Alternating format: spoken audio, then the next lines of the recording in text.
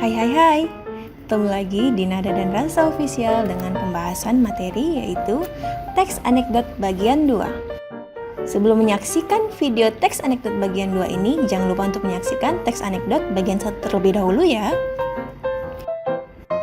Nah, pada video kali ini, Nada akan menjelaskan tentang 3 buah materi, yaitu yang pertama, struktur dari teks anekdot, yang kedua, ada kebahasaan dari teks anekdot, dan yang terakhir, mengonstruksi teks anekdot. Kita masuk pada struktur teks anekdot terlebih dahulu ya. Yang pertama, ada abstraksi. Apa sih abstraksi itu?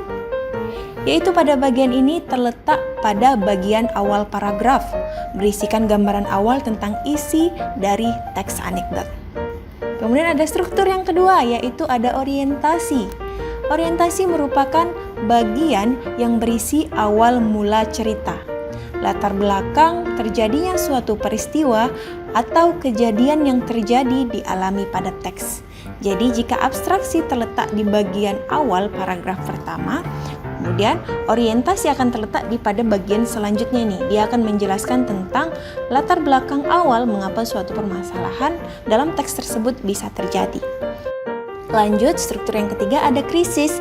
Dari namanya saja kita sudah dapat menyimpulkan bahwa krisis ini adalah letak dari permasalahan teks tersebut.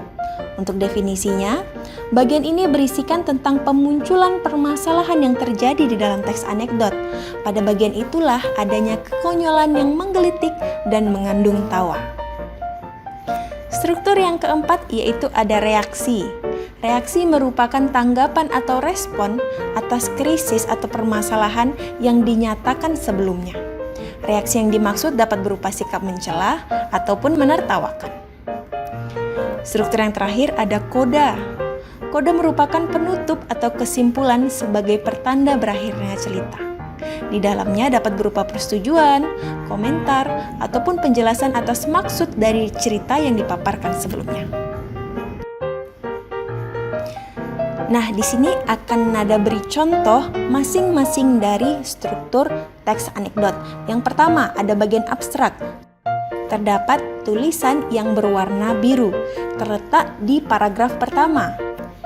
Di suatu pagi, Angga lagi asyik menyantap soto di warung makan favoritnya. Seusai merasa kenyang, Angga langsung berdiri dan bergegas pulang. Pada bagian ini, hanya bagian awal pembuka suatu cerita, belum masuk masalah ataupun awal mula masalah di bagian ini. Lanjut, kita masuk pada orientasi, latar belakang terjadinya suatu permasalahan. Terdapat tulisan yang berwarna merah. Di tengah-tengah bepergian untuk pulang, Angga tertimpa musibah berupa kecelakaan karena kena serempet sepeda motor yang lagi ugal-ugalan. Akibat kecelakaan itu, akhirnya putus sendal Angga. Secara terpaksa, Angga berjalan kaki dengan tidak disertai memakai sandal. Dikarenakan jarak rumahnya yang jauh, akhirnya dia memilih untuk berkunjung ke toko terdekat buat membeli sandal. Namun apa buat, jumlah uang di dompetnya tidak cukup. Nah, pada bagian ini muncul sebuah latar belakang yang nantinya akan menjadi permasalahan yang rumit bagi si tokoh tersebut. Ini awal mula permasalahan akan muncul, yaitu yang pertama, Angga kecelakaan, sendalnya putus. Dia tidak bisa berjalan kaki tanpa sendal. Kemudian dia memutuskan untuk membeli sendal, namun uangnya tidak cukup. Nah, itu merupakan awal mula yang nantinya Angga akan mendapatkan masalah yang lebih besar lagi, yaitu pada bagian krisis. Oke, lanjut, struktur yang ketiga ada krisis, terdapat pada tulisan yang berwarna hijau. Karena jumlah uang tidak cukup, Angga akhirnya memiliki niat buat menggosok sendal di masjid yang lokasinya cuma beberapa meter dari toko sendal tersebut. Angga akan menggosok sendal paling bagus yang terdapat di masjid tersebut. Namun sialnya, Angga ketahuan dan ditangkap oleh warga. Itu merupakan bagian krisis atau masalah puncak yang dialami tokoh tersebut. Ketika sendalnya putus dan dia tidak memiliki uang untuk membeli sendal, akhirnya Angga berniat untuk mencuri sendal. Malah dia ingin mencuri sendal yang paling bagus. Karena kelamaan dalam mencuri, akhirnya dia ketahuan dan ditangkap oleh warga. Nah, ketika Angga ditangkap oleh warga, itu merupakan klimaks ataupun masalah puncak yang dialami oleh tokoh tersebut, yaitu dia berada pada bagian krisis.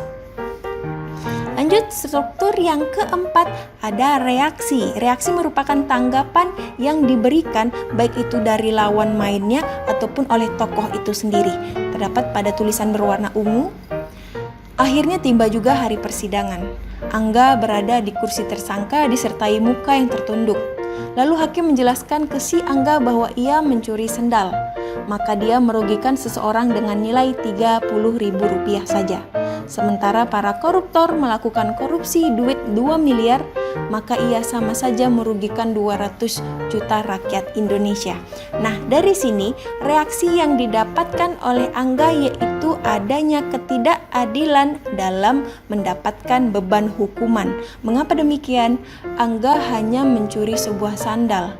Dia dipenjara dengan masa tahanan yang sama dengan para koruptor yang mencuri uang 2 miliar.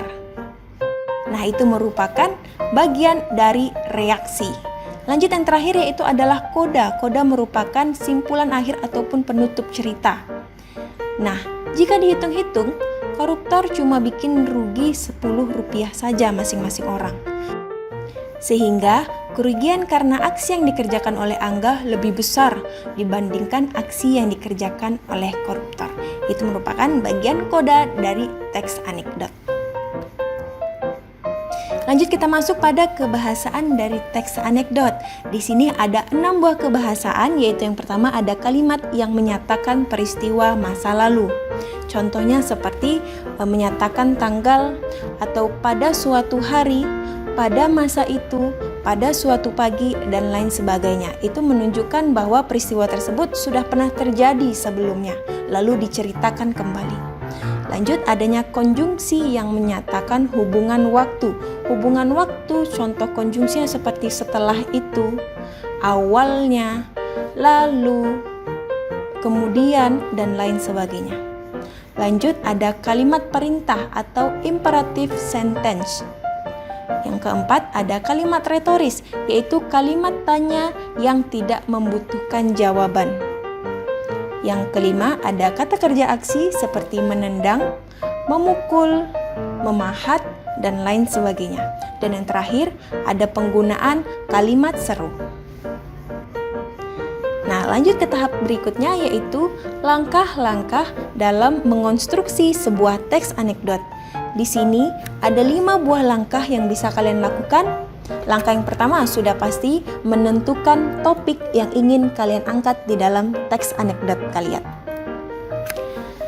Topik teks anekdot berkaitan dengan sindiran apa yang akan kita berikan dan kepada siapa sindiran itu ditujukan. Oleh karena itu, kita harus menentukan apakah objek yang akan kita sindir. Kemudian, menentukan peristiwa-peristiwa unik atau penting yang bisa dipergunakan untuk menyampaikan sindiran tersebut. Hal yang tidak boleh dilupakan adalah menjaga agar tetap berhubungan dengan peristiwa nyata, bersifat lucu dan menghibur, namun tetap memiliki pesan moral yang berkualitas. Tahapan selanjutnya yaitu mengumpulkan bahan. Bahan-bahan yang bisa kita gunakan untuk menyusun teks anekdot adalah sebagai berikut. Yang pertama, pesan moral apa yang akan kita sampaikan? Yang kedua, humor apa yang akan kita pilih untuk menyampaikan pesan moral tersebut? Yang ketiga, kepada siapa sih pesan moral tersebut akan disampaikan? Yang keempat, jagalah agar peristiwa yang kita gunakan berhubungan dengan peristiwa nyata di sekitar kita, sehingga akan mudah dipahami oleh pembaca. Dan yang kelima, buatlah agar cerita penyampaiannya tetap lucu, tapi bernilai pendidikan. Nah, langkah selanjutnya yaitu menyusun kerangka. Susunlah kerangka teks anekdot dengan merujuk pada struktur teks anekdot, yaitu tadi ada abstraksi, orientasi, krisis, reaksi, dan juga koda. Hal yang perlu diingat adalah tidak semua bagian struktur harus tersurat atau tertulis. Ada kalanya terdapat bagian struktur yang tersirat.